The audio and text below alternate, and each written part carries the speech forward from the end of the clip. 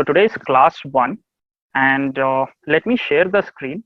We will get started with the same. Okay, so a little bit about myself. I have got more than 5 years of experience in the field of training. I have trained more than 2000 individuals in the field of IoT, machine learning, and data science. So what we'll do is today I will be showing you the syllabus on what exactly we will be learning, and I will give you a brief walkthrough on what exactly IoT is. Okay, so I will also tell you what are the different platforms which we need some softwares to be installed or something as such. So if you have any queries, you can post them in the comment section, and I will try to answer your queries. Whatever queries you have, you can please ask me, and I will try to answer the queries. Whatever logistic queries you have, say for example, related to your dashboard and all the other stuff, for that I will be giving you one specific mail ID as well, wherein you can actually ask the doubts. Okay, so to begin with, regarding the class timings, our class will be from 8:15 to 9:15. Okay, so our class will be for totally 1 hour. Now inside this 1 hour, we will have 45 minutes of training. I'll just zoom in. Let me write this once again. Just give me a second. All right, fine. So as I was telling you, the class duration will be for 1 hour. In this 1 hour, we will have 45 minutes of class, and last 15 minutes we actually reserve it for doubt clearing. So if you have any queries, any doubts, maybe there might be one point wherein you will not get the output, and maybe you are not able to log in. There is some error coming up, right? So whatever queries I will, if I'm not covered, if I'm not able, if I am not able to answer them during the session, you can ask me during the last 15 minutes. Okay, and your classes will be from Monday to Friday. Saturday, Sunday, there won't be session. So totally we will have 45 classes starting from today. Okay, totally we'll have 45 classes. We can say 9 weeks, right? And let's now talk about the syllabus, what exactly we will be covering in this 9 weeks. So I don't want to go in depth, but I want to tell on say from top overview, I want to give you what we will be learning. So the very first thing what we will get started with is I would say today we will start off with introduction. Okay, what is IoT, little bit basic concepts we will learn. After that we will get started with embedded system. Okay, there is something called as embedded system. So the base of any IoT device is actually called as embedded system. Not to worry if you're not understanding any of the terms which I'm mentioning here. Okay, so we will go right from scratch. That should not at all be a problem. But I want to tell you in very simple terms what are the topics which we will be understanding. All right, so this embedded system part we will be focusing on for say first 2 weeks. Okay, completely on embedded system, and in embedded system we will be learning one microcontroller by the name of Arduino. Okay, so this is something from the basics, beginners perspective. As I have told you that this particular session is for beginners, so we will be learning here the complete understanding of Arduino from the basics to the advanced level. Okay, after we have understood the concept of embedded system, we will go one step ahead and we will learn about robotics. Now robotics, it would be of two types. One will be based on simulation, okay, of hardware, which will be something related to Arduino itself. And the second one, we will be learning about software robot. All right, so the software robot is also called as RPA. We will learn about robotic process automation. Okay, so this is something pretty useful which we will be learning. All right, so I will mark here so that you understand what exactly I'm trying to tell. Okay, after this, after we have completed the concept of robotics, what next? After that, the one of the most important say technology which is involved in IoT is called as cloud computing. So we will be learning the basics of cloud computing. Again, We'll not go deep inside cloud computing. We will learn only what is required for IoT perspective, right? So here we will be learning lot of platforms. We have got platforms such as ThinkSpeak. Then apart from that, we have got say Adafruit. Then we have got say apart from this IBM Cloud. Lot of platforms are there. We have got Node-RED.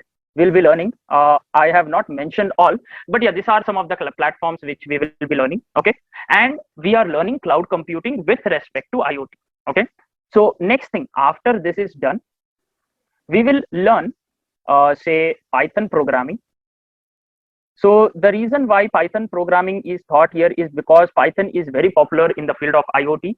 The hardware, the gateways are actually programmed via Python language, and there are a lot of different applications which we will be working on with. Okay, so we will be learning here about say chatbots, how to create chatbots. We will learn apart from creation of chatbot, we will also try and understand how we can actually play around with say facial recognition part in IoT. How do you recognize? How do you say do some kind of facial recognition? Also related to this is the concept of machine learning and AI with respect to IoT. All of the technologies, whatever I have mentioned here, how they are related to IoT from that particular perspective, we will be learning. Okay, so this forms the I would say simpler overview of what we will be covering in this 45 days. Okay, I hope all the points are clear.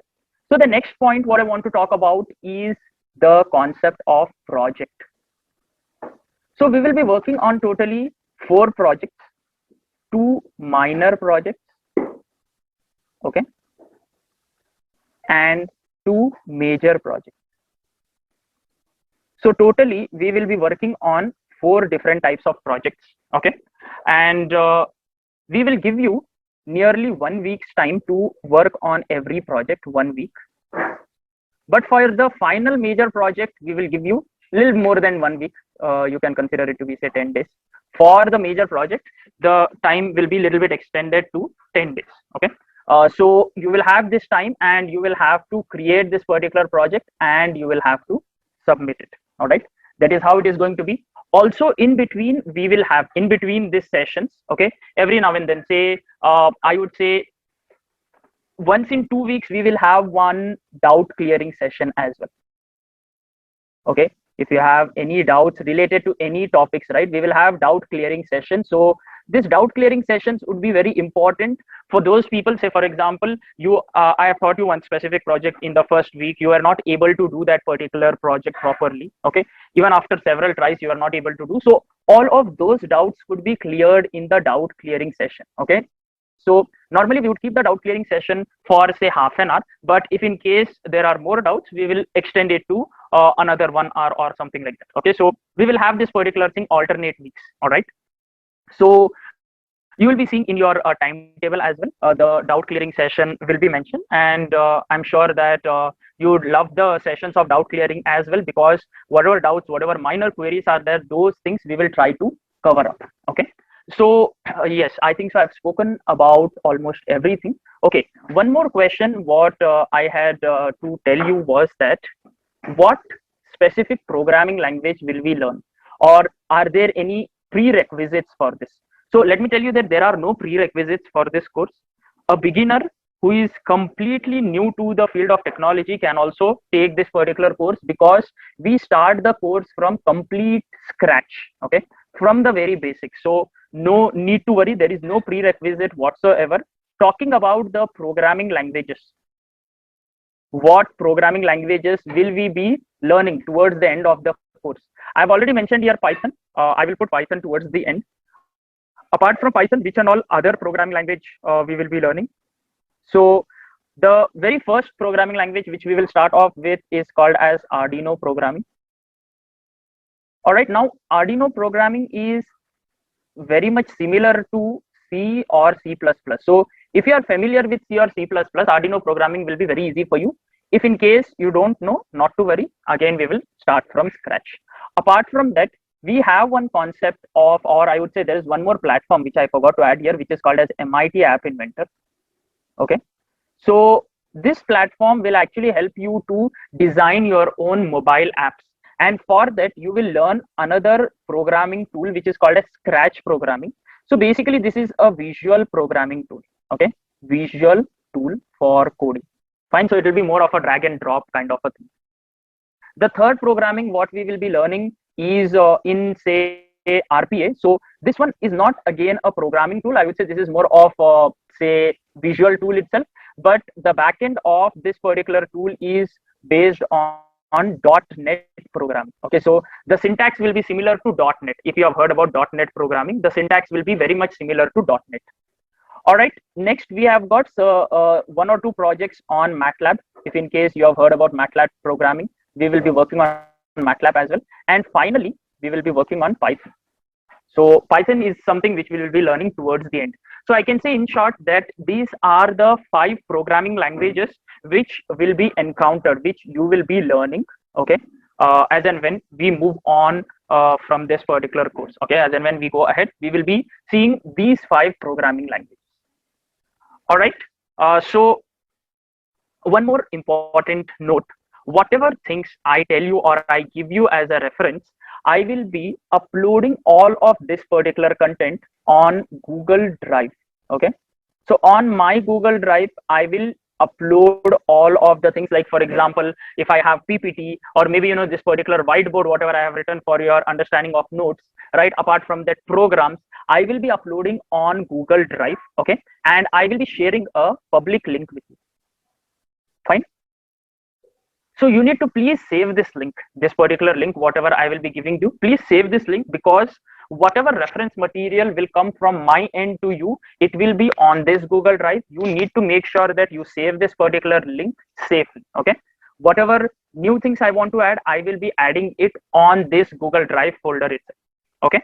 So I will give you this today, maybe not from next session, from tomorrow's session, I will give you the public link. Okay, I will create, or else towards the end, let me create a public link and let me give you. I have still not yet created, but I will create and I will give it to you. All of the material will be uploaded there, and I'll make it public so that you can see it. Everyone has got access to it. Fine.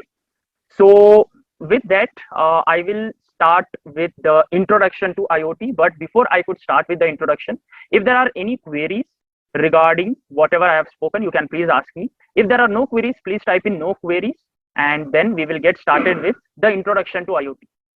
Any queries, guys? If there are no queries, please type in no queries. I will understand that I will have to move ahead. All clear till here? Okay, so before I move forward, I have a small question for you. I want you to introduce yourself. When I say introduce yourself, I don't need to know your names. I can already see them. I just want you to type in and tell me from which background you are and what are you studying, like which semester, which background. Like say I was from ECE. I studied my engineering in electronics and communication. I just want you to tell me which background, which field of study you have taken, and in which year you are in. I just want to know the audience so that it will be easy for me to interact with you. Your branch name and your year.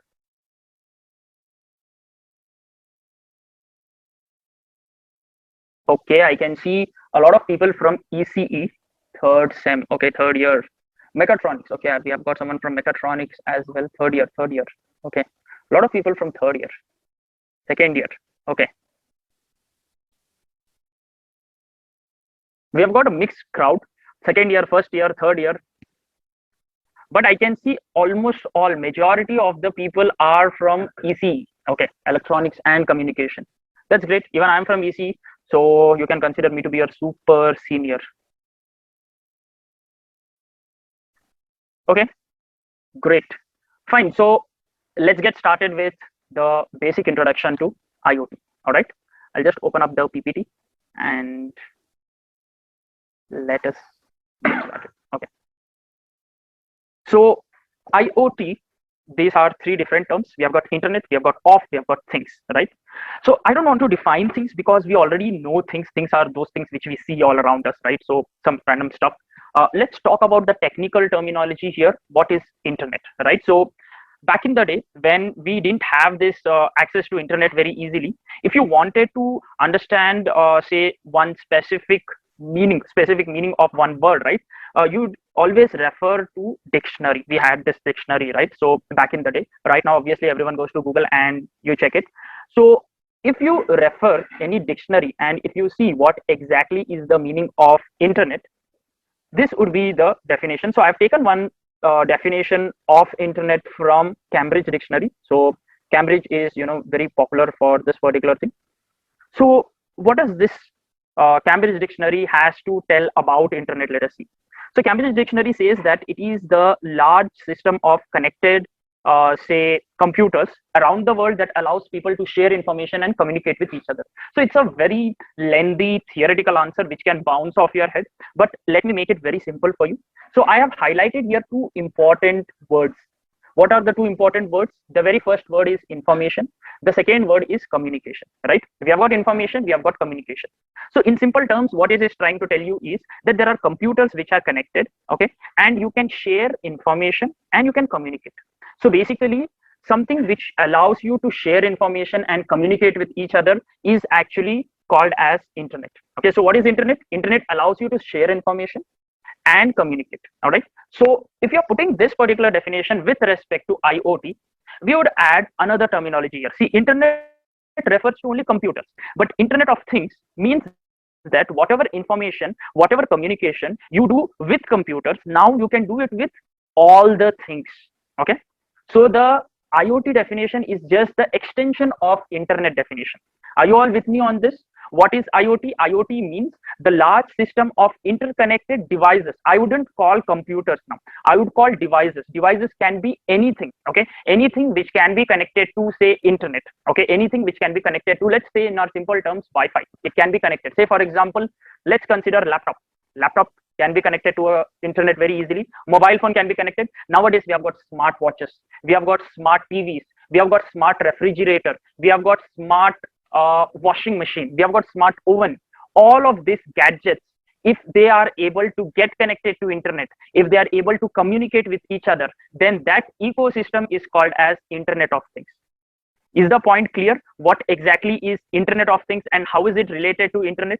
So network of interconnected devices. I wouldn't go with this particular term right now, embedded, because we have not yet learned about embedded. Okay, we will just keep this particular embedded term halt. We'll just ignore this term. We'll come back to it in the subsequent slide. Okay, right now what we need to understand is IoT is the network of interconnected devices which is able to collect and exchange data. So the definition of IoT is just the extension of internet. Okay, say for example, you have got your house, your maybe audio player, video player, you have got camera, you have got mobile phone, you have got alarm clock, which if it is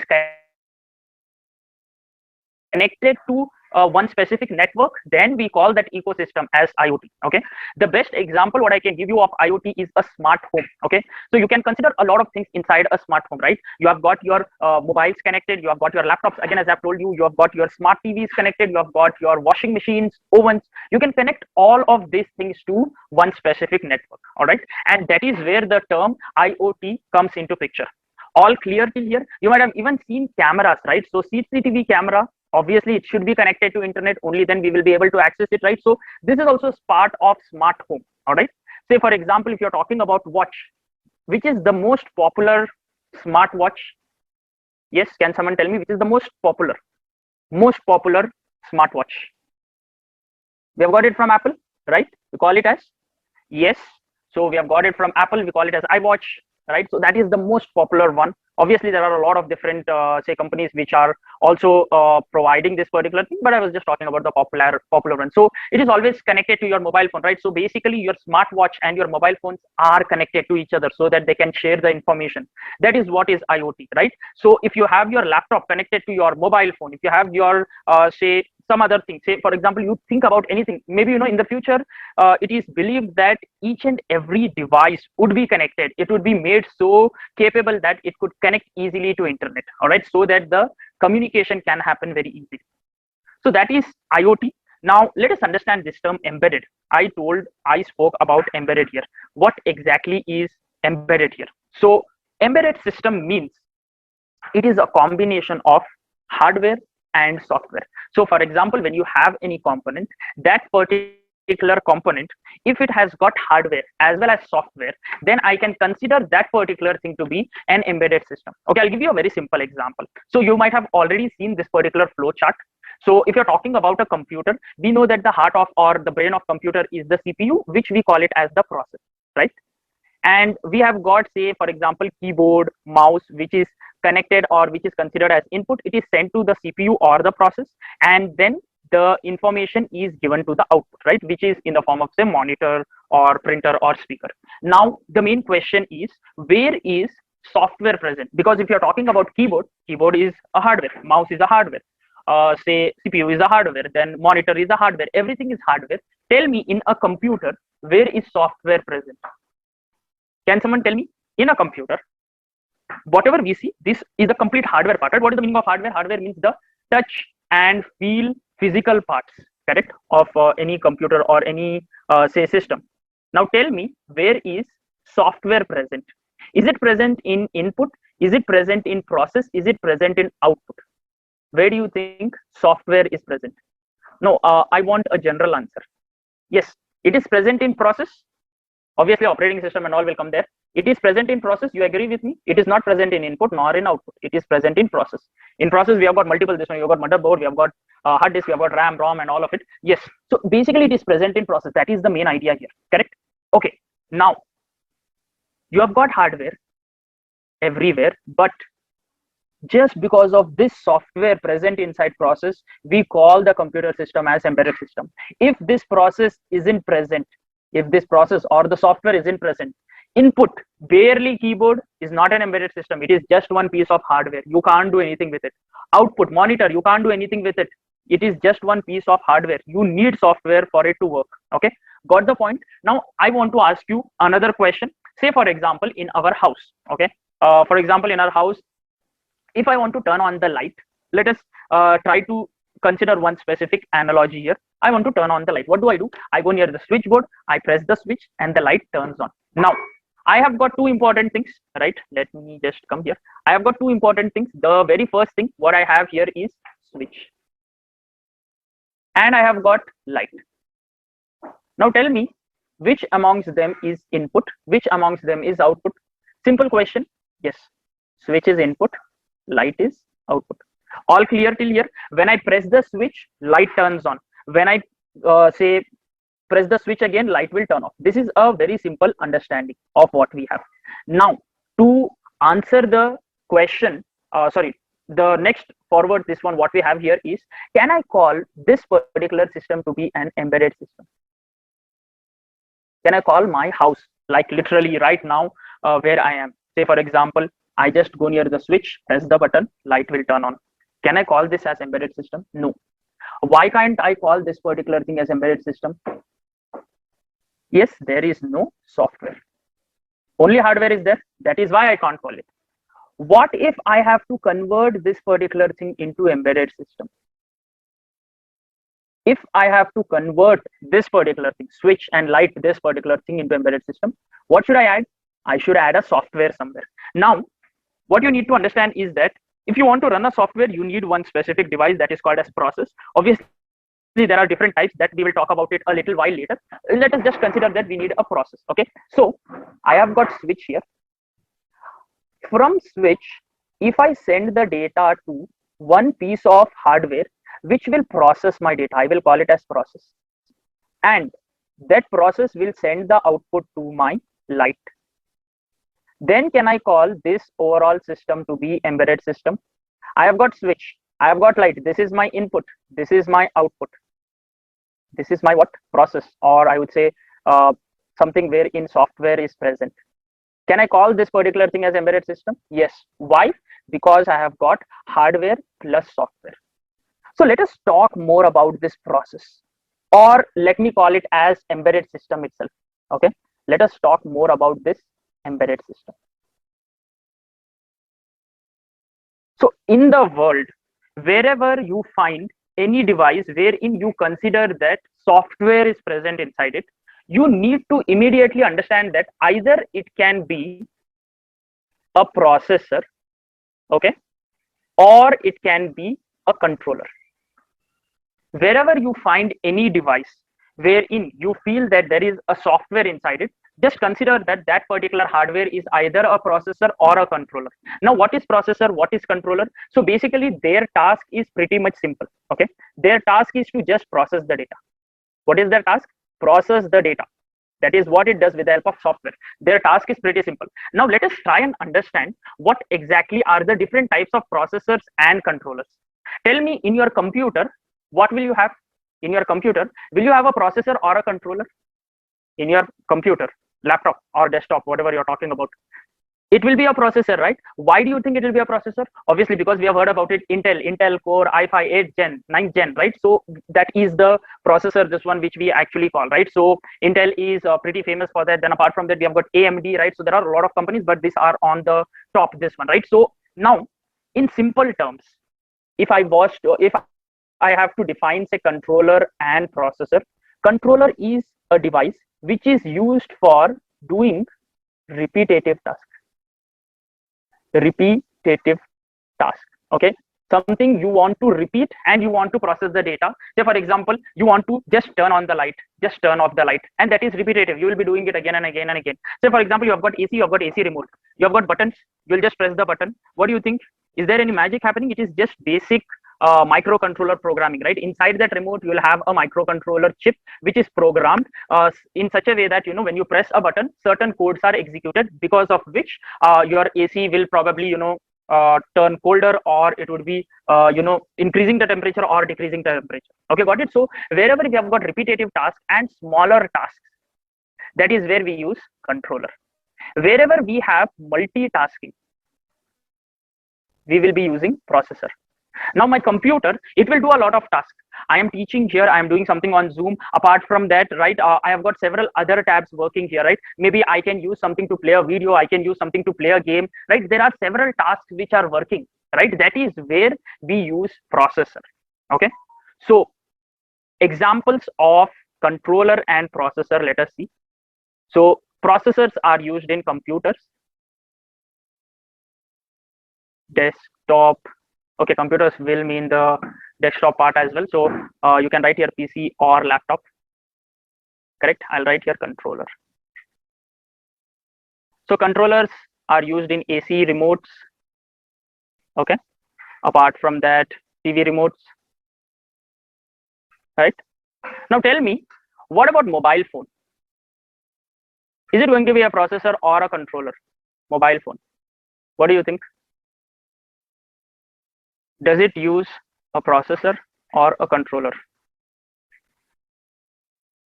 Processor. I can see many people saying processor. Okay, so basically, frankly speaking, mobile phone, we wouldn't call it as a processor completely, because it uses a combination of processor and controller. Okay, it requires both. So there is this new thing called as SoC. It's called a system on chip. Okay, mobile phone, it uses more of a processor, but it needs controller as well. So we call it as system on chip. So mobile phones, they use system on chip. You can probably Google and you will definitely find what exactly are SoCs, how is it used in mobile phones and all of it. All right. But yeah, to tell in very simple terms, mobile phones, they use SoCs. Okay. It's a combination of processor and controller. All right. Now talking about certain examples of processors. Now, why are we learning about all of this? Because the base of IoT is embedded system. If you have to understand IoT, you have to understand this embedded system part. Okay. So in processor, with regards to IoT, we have got something called as Raspberry Pi. I'm not sure whether you have heard about it or not. But yes, processor, we have got Raspberry Pi, we have got Orange Pi, we have got BeagleBone. Okay. These are all the processors. Apart from that, the traditional processors, what we have here are of 8086. If you have heard about this. In controller, we have got Arduino, which is for beginners level. Then we have got 8051 microcontroller. Then we have got PIC microcontroller, right? Then apart from that, we have got a lot of other microcontrollers, say from Atmega generation. We have got Atmega 8, we have got Atmega 16. There are a lot of different microcontrollers also which are available. Okay. So if you are a student of EC, I'm sure you have learned about, I would say, 8051 and 8086. I think so 8086 is in 6th sem. If I remember that correctly, 8051 was in 3rd sem for me, right? So what I would say is, if you have understood the topics related to say 8051 and 8086, then at least the beginning part of embedded system would be pretty easy for you, right? So these are certain examples which we have. These are certain examples which are available, and yes. Now what we'll do is I'll just come back to my slide. So I've spoken about embedded system. I want to talk about architecture of Internet of Things. What exactly happens here? So basically in Internet of Things, what happens is we will have fleet of devices. We will have lots of embedded system devices, okay, which are connected to each other, and they are connected either via internet or via cellular connectivity. Okay, they are connected via any of the two. This one, basically it needs a connection. Okay, that is the main important point.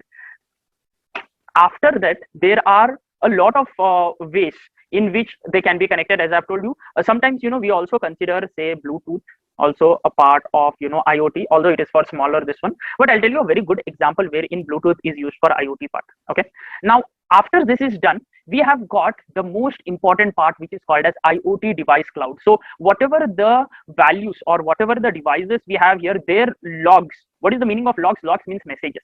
Okay, their logs or their values are actually sent on to the IoT cloud. Now this is the place wherein analytics happen. This is the place wherein a lot of different types of say ideas come into picture. This is the place where cloud computing also comes into picture. Okay, cloud computing, machine learning, artificial intelligence, everything starts from cloud here. Okay, so this is the place where we have embedded system. All right, and after that I would say that this is the place where you would get say networking part, wherein we will learn a little bit about protocols, how you can actually get it connected and all of it. This is the place where cloud computing comes into picture. I would say analytics comes here at the end. This particular part, analytics will come into picture. But yeah, cloud computing, then we have got AI, we have got machine learning, we have got deep learning. Everything comes in this particular cloud computing part itself. Okay, so this is the architecture of Internet of Things. Very simple to understand. You have got embedded system part, which is connected to the device cloud, and you can get the readings on to third-party apps or services. All right, so this is the overall architecture which we have, and we will be studying, or we'll be spending a lot of time in cloud computing in almost all the domains, I would say. 1 second, wait. My battery is low. If you could excuse me for a minute, I will just connect my charger.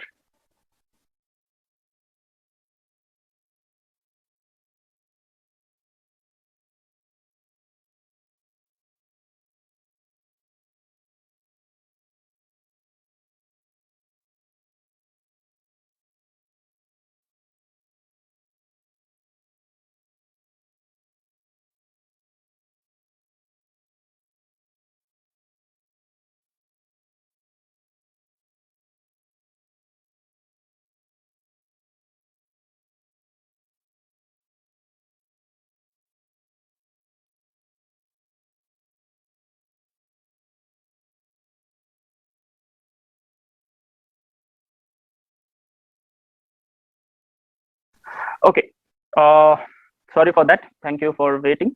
Fine, so let's go ahead. We have seen the architecture part now. Let me go ahead to the next slide, and I want to talk about applications. So I have already spoken about say smart building, where in home automation comes into picture, right? So if you are taking smart building to the next level, then you would consider having say smart cities, wherein a lot of different concepts can actually be covered. We have got waste management, we have got electricity conservation and all of it, right? So if you're talking about environment, again electricity comes here, food monitoring comes here. Then in the field of architecture, sorry, agriculture, we have got climate agriculture. Then we also have got say something related to weather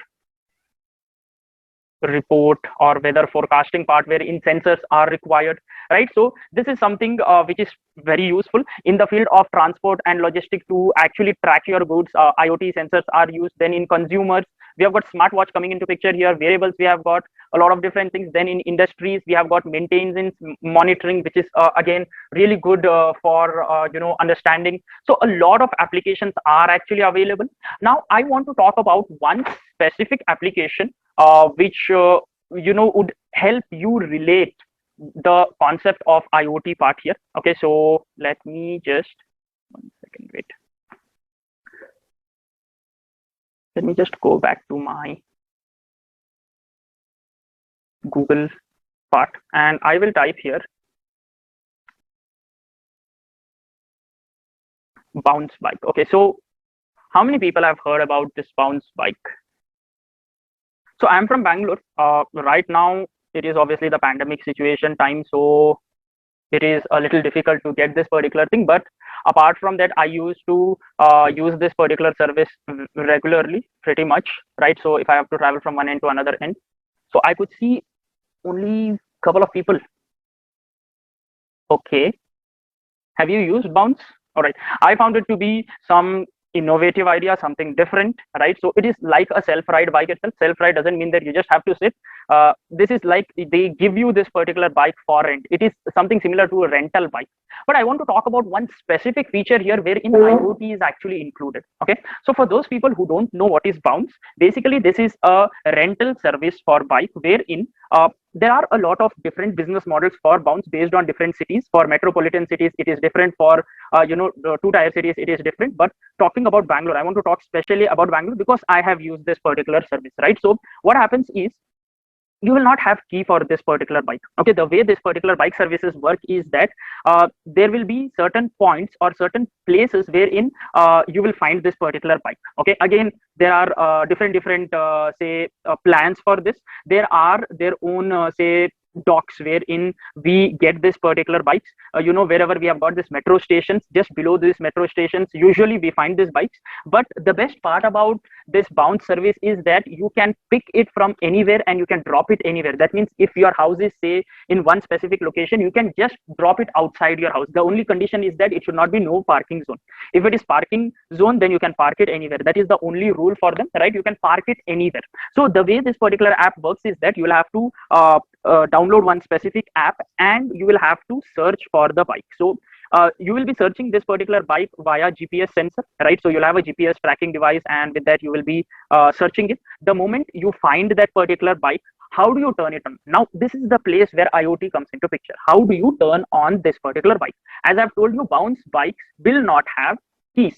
Almost all, like in Bangalore, there are no keys. Okay, other places you'll have that keys, you'll have to turn it on. But in Bangalore, how it works is you will not have keys to turn on the bike, to ignite the bike, right? So how do you ignite? How do you do the ignition? How do you turn on the bike? So that is where you will have to first connect your bike to your mobile phone. The connection should happen. Okay, bike mobile phone connection. How do you connect it? You will be connecting it via Bluetooth. Now Bluetooth is preferred here because for smaller distances Bluetooth works really well. Okay, so obviously you'll have to be closer enough to the bike, right? You'll have to be really close to the bike. So with that you will be connecting. Once you connect, it will tell you that okay, it is connected, and you will have a button inside your app to turn it on. You need to slide that button, only then the bike will turn on, otherwise it will not turn on. So basically you can control the bike from your mobile phone. That is the whole point. You can control the bike from your mobile phone. Previously we had the concept of OTP wherein we had to write the OTP and then we had to type in, but then now we have got say Bluetooth technology wherein you need to be near to the bike and then you need to connect and disconnect. The reason why they have chosen Bluetooth, not Wi-Fi, is because Wi-Fi, signal, maybe you might get internet, might not get. So they didn't choose Wi-Fi, and for, as I've told you, for smaller communication Bluetooth is preferable, right? So with the help of Bluetooth it will be stable and it will be connected, right? So for turning on, for turning off, we need this particular thing. Without that you can't actually connect, or you can't actually turn on or turn off your bike. So this is where IoT comes into picture. You are connecting your mobile phone with your Bounce bike and you are controlling it, right? So that is one real life application which I wanted to tell you about IoT. There are plenty of applications like this in the field of IoT. So as I've stated, I just wanted to speak about one amongst them, right? Okay, so that brings me to the last point. I'll just discuss about this last point and then we will stop the session for today. Let me just go back to this. Okay, so top IoT platforms, we'll talk about this in the subsequent slides, because our main topic we will be starting with embedded system. That is why we'll not focus on this, but just to let you know, these are the top IoT platforms which are available. Out of this Google Cloud Platform, AWS and Azure, these are the pioneers in the field of cloud computing. If you have heard about cloud computing technology, right, these are the pioneers inside that. AWS rules the market, after that Azure, after that Google Cloud Platform is what we have. Okay, so these are the top IoT platforms. In IoT also it is there, but apart from IoT, a lot of other services are also available. So the platforms which we will be using, I will just put a tick mark for that as well. So we will be mostly working on ThingSpeak. Okay, the reason why we will be working mostly on ThinkSpeak is because ThinkSpeak is free and it doesn't charge you anything. We get this particular account for free. Apart from that, IBM Watson will be using. Will not be using Google Cloud Platform, Azure or AWS. The reason for this is if you want to create an account, obviously free trial is there for 1 year, but you would need credit cards or debit cards here. And that would create a lot of trouble. So we can create these accounts without the usage of debit card or credit card. Apart from that, we will also be, as I've told you, we'll be working on Adafruit, right? This is also one very good IoT platform which we have. And apart from that, we will also be working on, say, creation of apps using MIT App Inventor, right? So there are certain other tools also which we will be using. Okay. So now talking about popular embedded system devices, I've already told you this. So one second, I'll just change this. This is not changing. So this is Raspberry Pi. Okay. This is the logo of this. This is also Raspberry Pi. This is how the hardware looks like. This is Arduino. This is what we will be working on with, and this is called as Node MCU. So basically, Node MCU is a microcontroller itself. MC stands for microcontroller. Okay. This is a processor. This is a controller. This is a controller. We'll be working with Arduino. Now that boils down to the next question: how will we use hardware?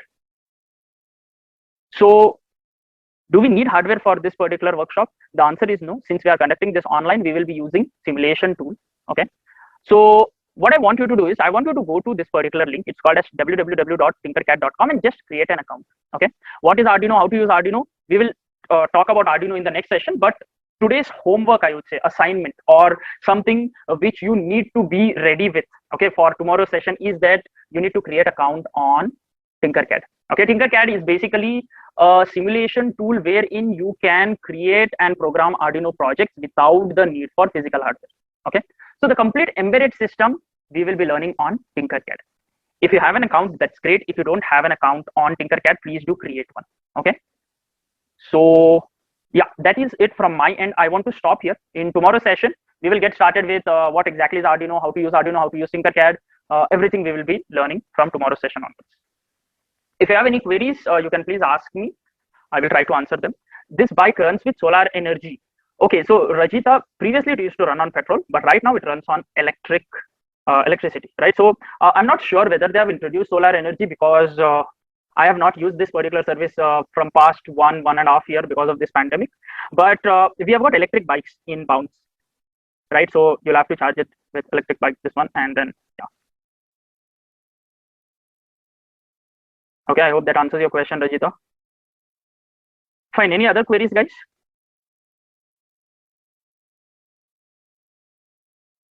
Okay, so sir, I'll be having exams from August, which will be the time we'll be doing projects too. Is there any option that I can submit the project after the deadline? Okay, that's a interesting question. So see, this is a very, I would say, difficult question to answer, Pooja, but what I can say is that if you have genuine reasons, then definitely you will be given the extension for your submission of your project. Okay, the deadline will be extended. Obviously, we don't want you to do not concentrate on exams. Definitely exams will be a priority. But one important thing what I want to mention is that when we are talking about projects, these projects will not take you that much of time. Okay, if you are sitting concentratingly for maybe for 1 to 2 hours, you'll be able to finish it in one go. All right, it will not take much time, and the time what we will give you is more than a week. We'll give you a week to actually complete the project. Along with that, I will be there to handle your queries, right? So whenever I give you a project, there will be a doubt clearing session which will be considered. Okay, so I don't think so there will be any problem for you in creating the project. But again, as I've told you, if in case there is a requirement to extend the deadline, we will be doing it. Okay, at the end of the exam, what type of exam we will have? No, we will not have any exam, Jatin. You will have to work on projects. You will have to deliver the projects. You will have to give the projects to us. You will have to submit the projects. Based on that, we will be evaluating, and based on that, you will be getting your certificate. Okay. Bounce can be accessed by anyone using Bluetooth.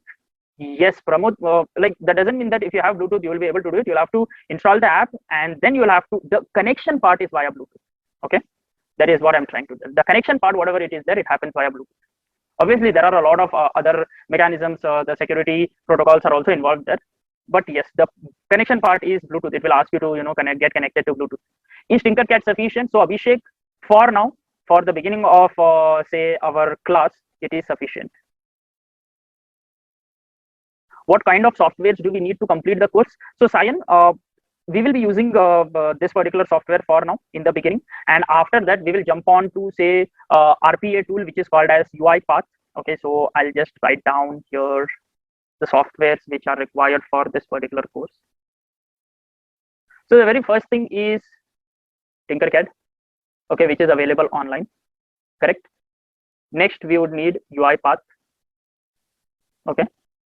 Then after that we would need Google Colab for writing Python code. Whatever tools I'm prescribing here, these are all free tools which are available. Okay, you have to download this. The only tool which you'll have to download is this particular thing. Apart from that, all the other tools are online. Cloud platforms are online. You don't have to download. Obviously, that doesn't make sense, right? So cloud platforms are online. Whatever cloud platforms we'll be using, it will be online.